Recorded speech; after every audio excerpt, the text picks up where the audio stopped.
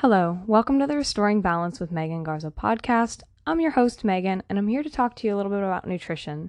So I know that there are a lot of viewpoints, and I know there's a lot of new science that's always coming out, and it really is a broad topic because there are a lot of aspects of nutrition that you can talk about, like athletes' nutrition, infant nutrition, prenatal nutrition, men's nutrition, but, I'm just talking about nutrition as a whole. So that really goes into the whole concept of bio-individuality, meaning that everybody is different and no one diet is going to work for everyone.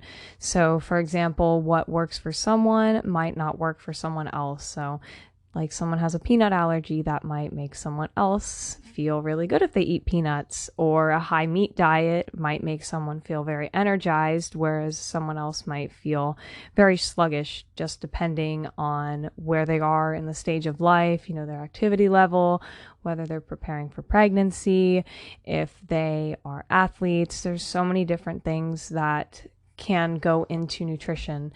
And like I said, the science is always finding something new. And that's why I don't really stick to one approach, because I've noticed that since I've been going through my journey of understanding nutrition better, when I first started, I was very swayed by certain things that I read, not necessarily realizing that they were harming my body just because, it worked for someone else. And I really feel like I didn't listen to myself for a very long time, and I suffered from a lot of gas and bloating and abdominal pain, like severe pain, up almost every single night crying because, it was just that bad. And I didn't realize how sensitive I was to like beans, like chickpea and black beans and lentils. Certain things just really irritated my gut. And I was definitely not eating enough of the right foods for me. And that's why I'm kind of talking about this in more of a general, talking about nutrition more generally and what's worked for me. Because like I said, it might not work for you, but there are other foods that are going to work for you as well. So some of the foods that are currently working for me right now are pastured eggs. They're very high in B12, and they just have a lot of nutrients. It's one of the most nutrient-dense foods out there. So definitely pastured eggs are very delicious, and there's nothing like them. You can't, because we get them from a place locally from a farmer, and we've been on her farm and everything, and it's super clean, and she just takes care of these chickens like they are royalty, like how animals are supposed to be raised, not in cages, cooped up and stepping on their dead friends. But yeah, I've found that pastured eggs work really well for me. They make me feel great. I'm currently eating like 3 eggs every single morning, and I've been doing that for over a year now.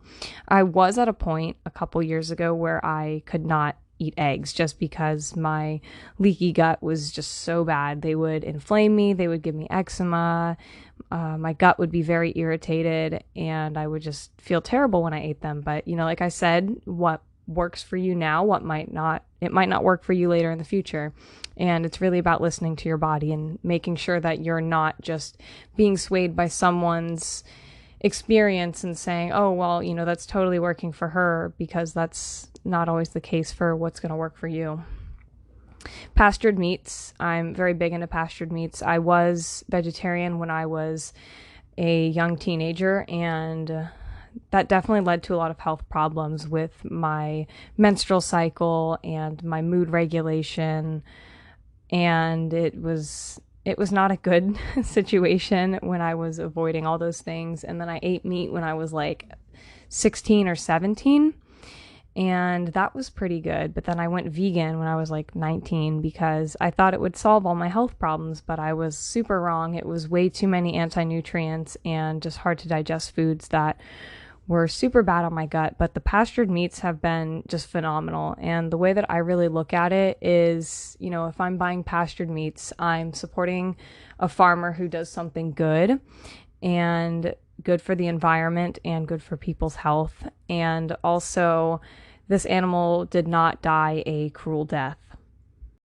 A lot of these farmers put really great care into making sure that their animals don't die a terrible, horrible, gruesome, painful death. So that's why I think that pastured meats are really important, not only for your own health, but also for the animal and making sure that it was treated humanely up until its last moments. Essential fatty acids like cod liver oil, something that I've really been big on for the past, I'd say, year, is just making sure that I'm getting enough vitamin A and D, and cod liver oil is just an absolutely phenomenal source of that. It's not a synthetic vitamin with a bunch of additives that you don't know what's really in it. I mean, of course, nothing can replace the vitamin D like you would get from the sun, and I think that that's super important as well, to make sure that you're getting enough sun. But as far as nutrition, I'd say cod liver oil is something that you really want to invest in, because I did try a cheaper cod liver oil and it didn't do anything. I didn't notice any difference.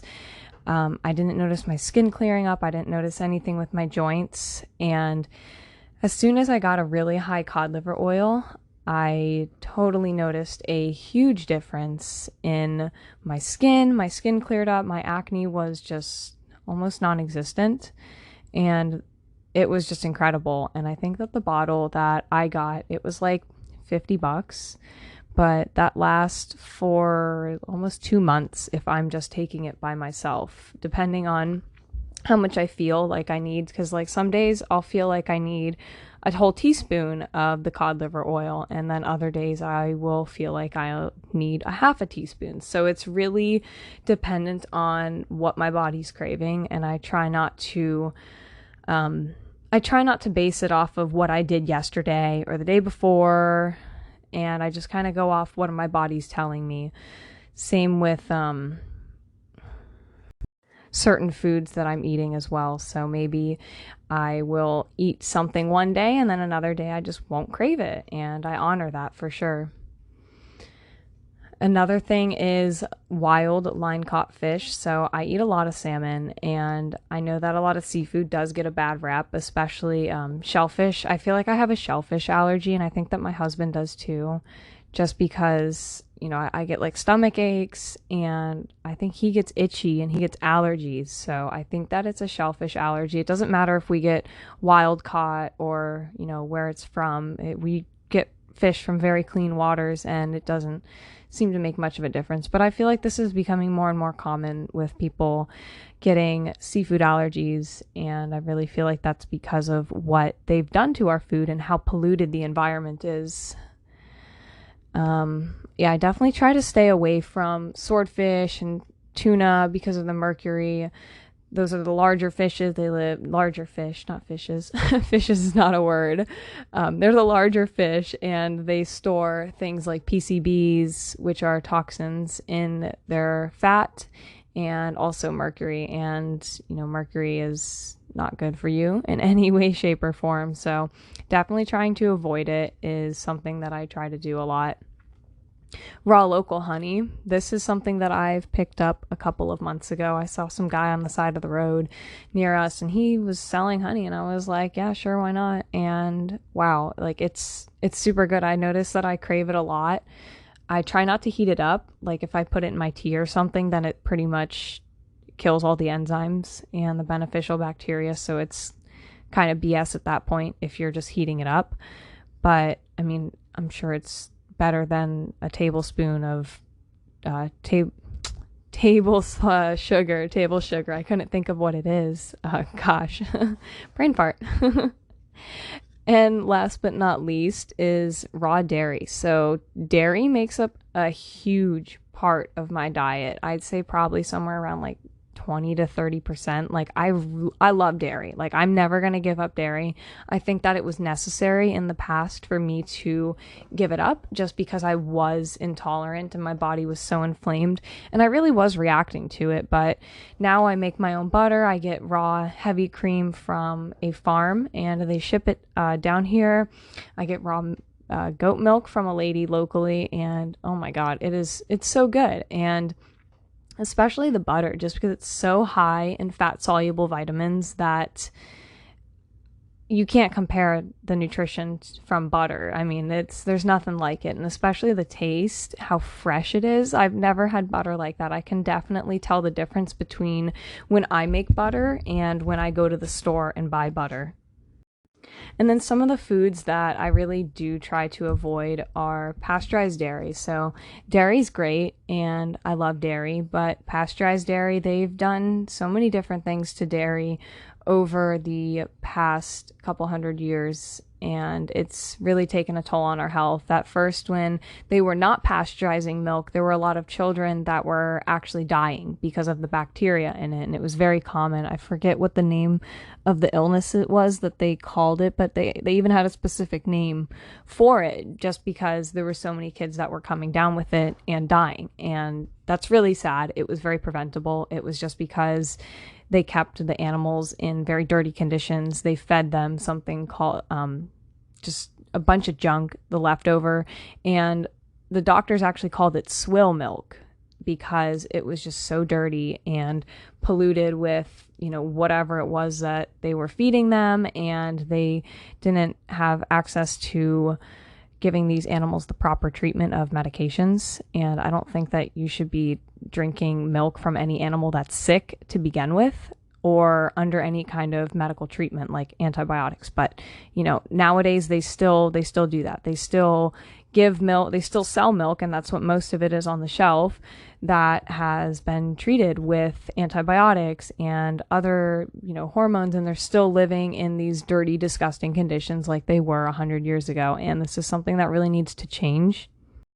There's a really wonderful book called The Raw Truth About Milk by William Campbell Douglas. It's a really wonderful book. It talks a lot about where the misconception about how milk is bad for you and why we treat the animals the way that we do, and a little bit about the history, especially in America, of how all of this came to be. And it's a really great read. I highly recommend picking that book up and reading it because there's a lot of good information on that. Another food or group of foods, I guess that's what you would call it, is just GMOs in conventional produce. So definitely these are sprayed with a lot of pesticides, and GMOs they are not good.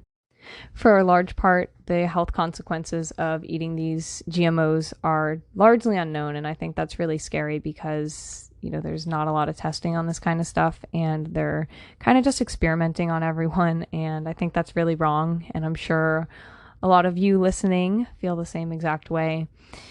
It's definitely reduces the genetic diversity, so the more that the genes are diverse, they're more robust. So that's why, you'll see purebred dogs, they tend to have greater health problems than, a mutt, because the genetic diversity is what helps them deal with droughts and fungus and, bugs. So this is definitely something that is important, and they're definitely breeding that out. So GMOs and conventional produce, stay away.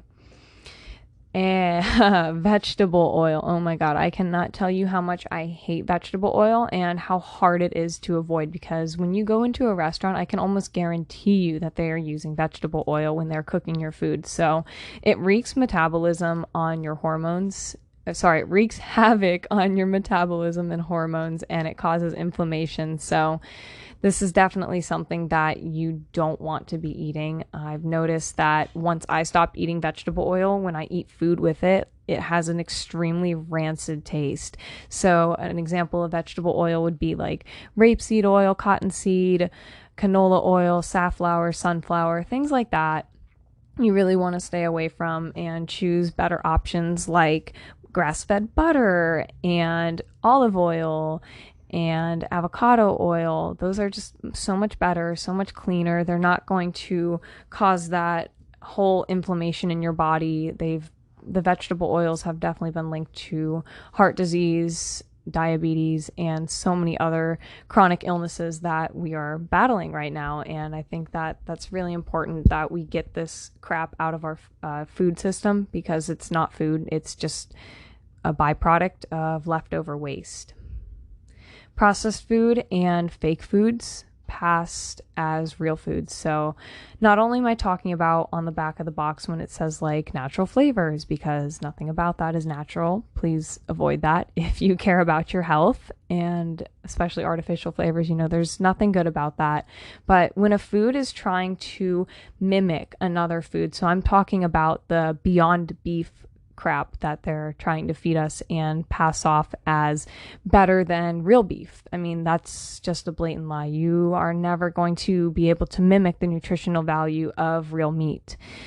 You just can't compare that. And also, like when they say almond milk, you can't compare the nutritional value of an almond to milk because they are completely different foods. So it doesn't make any sense. But there's definitely a lot of money behind this because, Bill Gates is definitely trying to convince everyone to eat this shit, and it's disgusting. There's nothing nutritious about it. They don't even eat this stuff because they know it's not good for them. So don't get caught up into the whole propaganda of trying to sell fake meats and cheeses. And if you want it, just eat it. Don't limit yourself to, oh, I can't eat this because so-and-so says that I can't. If you like how it is and it's pasture raised, there's nothing wrong with it. Please just eat the meat. Don't listen to what these people are trying to convince you of. And also the fact that, it's just cells taken from a cow fetus and the needle is stuck into its heart while it's still alive for about 5 minutes. So it's definitely not a cruelty-free option. There's no such thing as cruelty-free, I really feel, because you walk down the street and you're stepping on bugs and you're killing bugs. You drive your car and you could probably hit a raccoon and kill it. So just really taking that into consideration is something that I think is important, and noting that regenerative farming is also much more humane and sustainable. So making sure that you're not buying meat from these factory farms where they treat the animals terribly and they don't give them any room to actually be real animals. So yeah, regenerative farming is super great. And yeah, just staying away from fake foods is something that I've really been adamant about. And also on the topic of almond milk, so that's almonds and all these nuts and plants are full of anti-nutrients. So anti-nutrients are substances found in plants that nourish them to keep them safe, but they can also block the absorption of other nutrients eaten. So if you eat certain plants that are high in anti-nutrients, like berries or legumes, and also milk, like real cow milk or goat milk, those anti-nutrients are blocking the calcium absorption of the milk. And I'm not trying to scare you because, they're definitely fine in moderation. I'm not saying, don't eat fiber, don't eat plants, but just making sure that, your gut is capable of digesting these foods. And if it's not, it might be wiser to eat foods that are easier to digest, like pastured meats, raw dairy, fruits, and cooked vegetables. Yeah, I'm definitely not a fan of raw veggies. They give me a lot of problems, and I think that that's really common in people with gut problems or even just sensitive digestive systems. And also another note about the almond milk is you don't know what water they used. It says water. Does that mean filtered water? Does that mean water that they just got out of the tap? You have no idea what they are using for this. Preservatives like carrageenan, so this has definitely been linked back to cancer and other health conditions, and they have a lot of other preservatives like gums and things that are really irritating to IBS. Another factor is, where did the almonds come from? So are they sprayed with a bunch of conventional pesticides?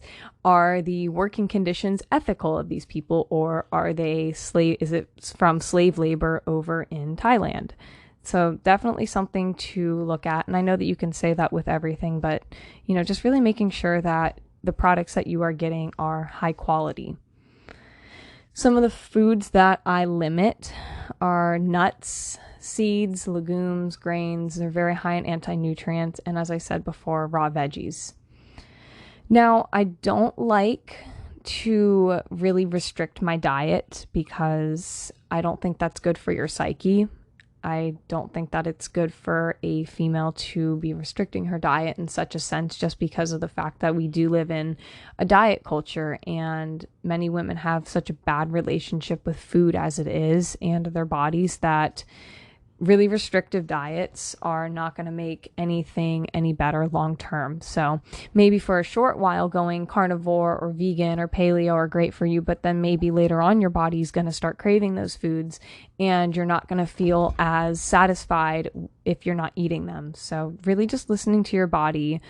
And, I totally get it. It's really scary when you're eating certain foods and you just seem like you're reacting to everything because your gut is so inflamed. I get that. It really does suck. And, just dealing with it for then, but then trying to reintroduce those foods so that way you don't keep cutting out so many different foods, because that's not going to do anything for you. You're going to be missing a lot of nutrients in your diet, and it's just a recipe for disaster. Making sure that you're not feeling guilty when you're eating. So like when you go to a party or something, you don't want to feel like you're restricted. And because I know that sometimes when I go certain places, people do have a lot of food where I cannot eat it, and I feel guilty because I don't want to be like that kind of person. But sometimes you have to. But a lot of the times I will try to find something that I can eat, just because I don't want to be just standing there doing nothing. But restricting foods might be necessary for some people, and that's for several reasons. So that could be for food intolerances. So I know a lot of people have food intolerances, and the most common ones would be to milk, gluten, food colorings and preservatives, sulfites, and caffeine, and even fructose. So that's a lot of that's a lot of things that people can be intolerant to, but it is very possible. And for them, if you're dealing with any kind of food intolerance or sensitivity, restricting for a while might be a good idea, but long term, try to reintroduce it and see how your body reacts. And I feel like a lot of people are struggling with these food intolerances just because our food is not the same as it was that our great-grandparents were eating, because we have poor quality soil. So then that leads to poor quality food, just because of the fact that we use so many different pesticides when we are farming. We burn the soil after for the new crop, and there's so many nutrients that are missing from our food that were previously found 100 years ago. So that's something to consider. We also have access to the same exact foods year round, and if you continuously eat the same food every single day, you're probably going to develop some kind of sensitivity to it. So making sure that you are rotating your foods, and that's why eating seasonally is really important, because you don't want your body to start reacting to the foods that you're eating and that you love. So making sure that you don't eat the same thing all the time. And also another reason why I believe that food intolerances are common is just because of chronic inflammation. So, you have inflammation in your body that's already stirring up the pot, and it's already making things worse. And then you're adding these foods into your body that, your body just says, whoa, what is this? I don't know what to do with this. So you have a reaction. Either your skin gets itchy, or you have more allergies, or you have stomach aches, or whatever the case may be. However your intolerance shows up, inflammation is definitely playing a role in that. And I've had a lot of food sensitivities. I couldn't eat gluten, dairy, soy, eggs. Like I said, eggs would give me eczema. Haha, real funny, eczema. It was not funny, I can tell you that much. It really sucked, because I love eggs. Like I said, I eat them every single day. And I know that that's like, I know, contradicting myself of, don't eat the same thing every day. But I feel like I've been pretty good with them. Like I said, things are always changing. And maybe one day my body's not going to be craving eggs as much as it is. But in the morning, I really crave eggs, and I'm going to honor that. And I try to rotate other foods as much as possible, so that way I don't get intolerant to everything that I'm eating. Chia seeds, I still can't eat chia seeds. I don't know what is wrong with chia seeds, but these are just absolutely horrible this is like one of the worst foods for me. And everyone in my family that's eaten it is like, oh my God, chia seeds are like the worst. They give me the worst headaches and stomach pains. So I don't know. I think it's just a food thing. Beans are something that I was sensitive to. I don't eat them anymore just because I don't like them. I don't feel like they do anything good for me. And the same with grains like rice and quinoa, and I don't know, I don't like them. They're just yeah. But now I'm able to, like I said, I eat a lot of dairy. I eat eggs. I try to avoid gluten, but I will have like a piece of sourdough like every other day. So sourdough bread, it's already fermented, or if I do eat gluten, it's going to be something really high quality that's organic, and I know that it doesn't come from outside of the US. So a lot of these foods I was able to heal myself. Once I healed my gut, I was able to reintroduce these foods.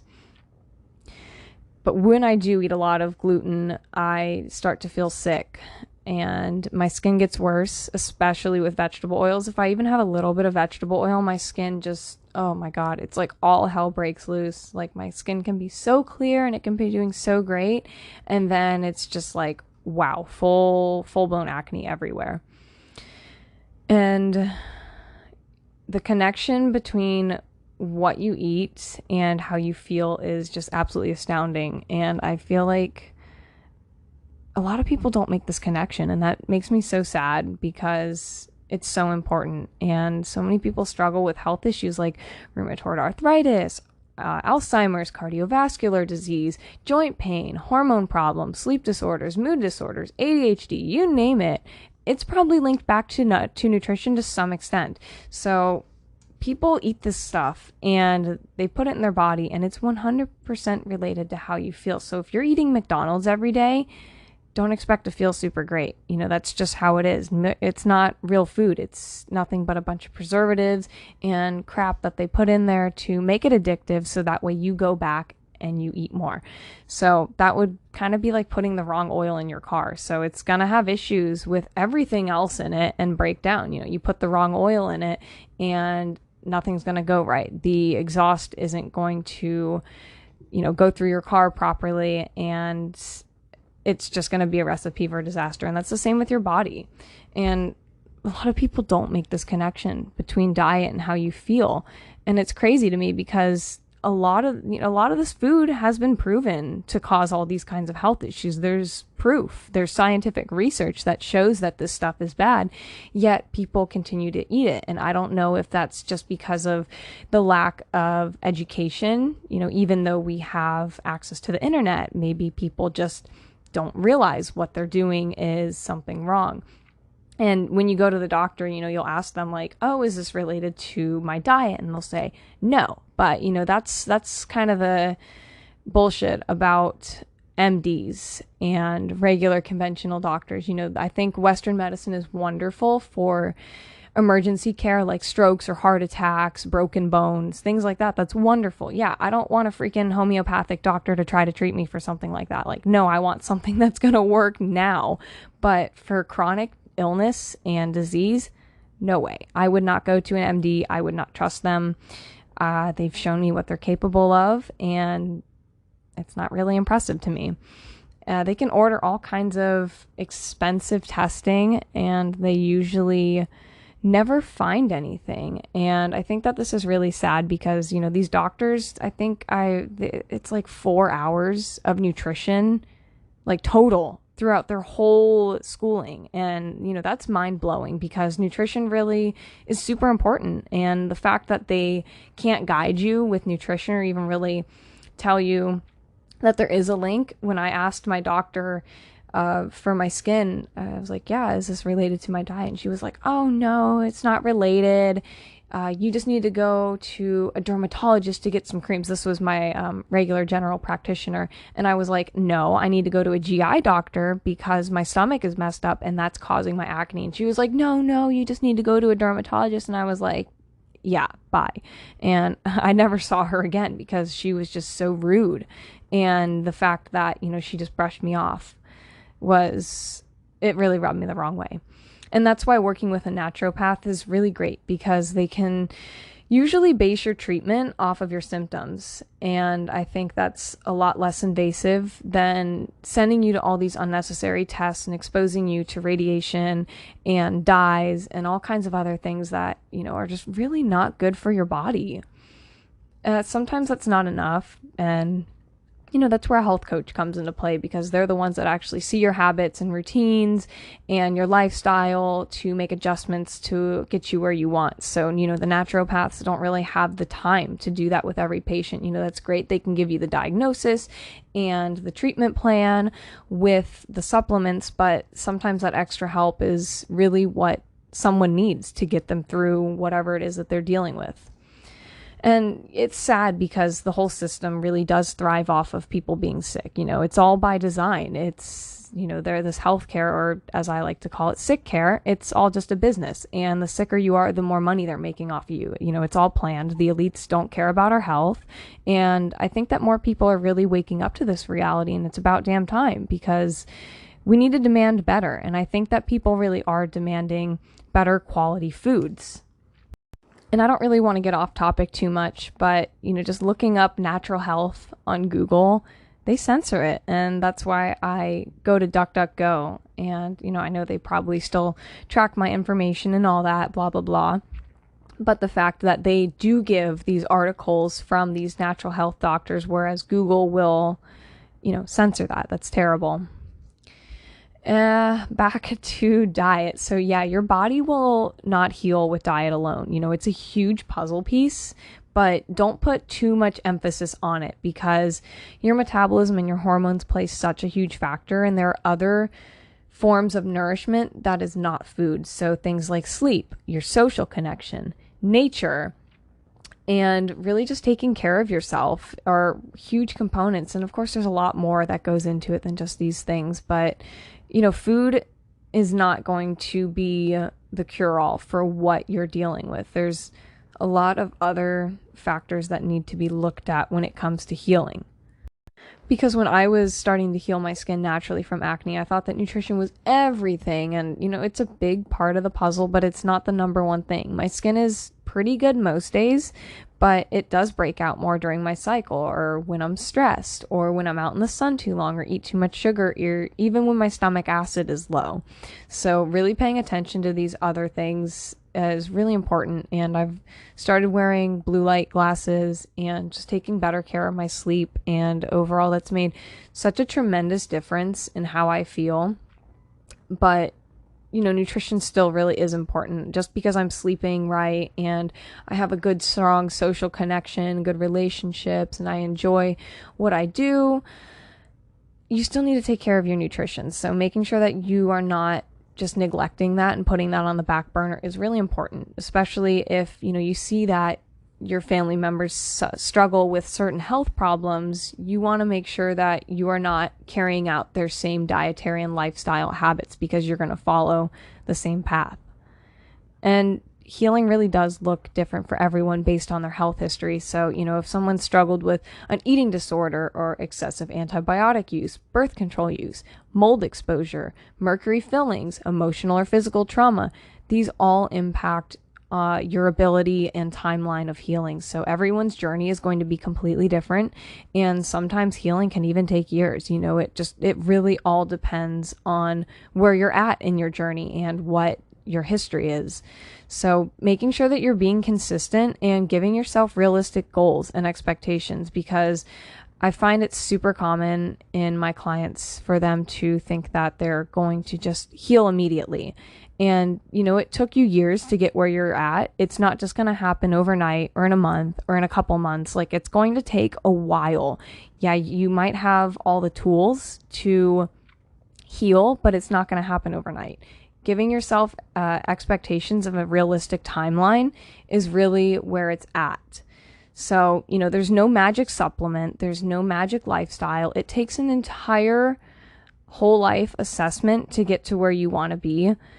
And, nutrition really is a key component of that. So making sure that what you are putting in your body is what you want out of it. Your body is your temple. Don't destroy it with crap food, especially making it a daily thing. So, it's okay to eat certain foods that aren't really the best for you, but just don't make it a habit, really make it where it's a treat and you enjoy it and you don't feel guilty after you eat it. That's super important, that you don't feel guilty after you eat certain foods, because you don't want to attach a certain memory to a food of, oh, am I allowed to eat this? Hell yeah, you're allowed to eat it. Why wouldn't you be able to eat the food and move on? It's not the end of the world if you once in a while eat foods that you are trying to avoid for health reasons. We're human and we want that flavor or that memory that it brings up. And, it really is sad that a lot of people don't make the connection that these foods are killing them. So really bring this up to your family and your friends and everyone, because we need to be more aware of this stuff and to really fix this broken system that we have been handed down, because it's clearly not working. I mean, I see a lot of the people around me, even my age, they're struggling with so many health issues. I see certain family members, certain people that are older than me, just in really, really rough shape. And it breaks my heart, because I know a big portion of that had to do with nutrition. And if they had just made better choices with their nutrition, more informed choices, that they probably didn't have the access to this information during that time, just because of the internet and the way that things are. But a lot of these illnesses can be prevented. So really taking care of yourself and making sure that you're taking good care of your body, because 100 years ago, the way that the average person eats today would be considered super weird. But now, if you're eating ancestrally and actually taking care of your body and eating real food, people look at you really strange now. And, I think that's really sad that we've gotten to a point in society where eating this plastic food, quote unquote, is considered normal. Like, it's not. Like, don't treat your body like that. We should not be looking at people eating real food as the freaks, because this is what we're supposed to do, especially if we want to continue with our, strong offspring for future generations to be healthy. We need to fix our diet. We need to fix the way that we look at food and our entire food system, and really taking this seriously, because if we want our nation to go in the right direction, we need to take this really seriously. And, that's why you're listening today. And that's why, we are all spreading awareness about this stuff, because it is important. And it's very important that we bring this up more in conversation. And that's really all the time that we have today. We are at the 37-minute mark. So if you have any questions, my Instagram is Megan Garza Wellness. If you like my podcast, let me know. Topic suggestions are always welcome. So feel free to send me a DM on my Instagram or send me a message through my website, megangarzawellness.com. Thanks for tuning into my podcast, Restoring Balance with Megan Garza. Be sure to check back next Thursday for the next topic.